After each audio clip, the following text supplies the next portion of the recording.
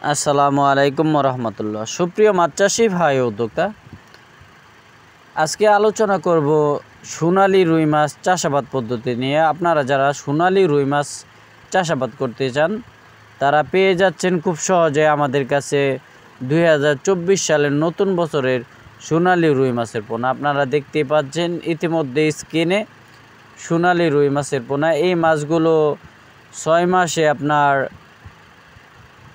1 KG পরিমাণ হয়ে থাকে।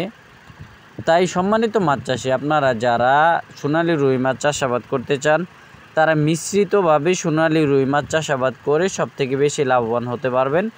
কেননা এই মাছগুলো অন্যান্য মাছের মতোই, শুধু কালারটা খুবই রেয়ার হয়। এই মাছগুলো এক্সপেন্সিভ, তাই স্বাদে অতুলনীয়।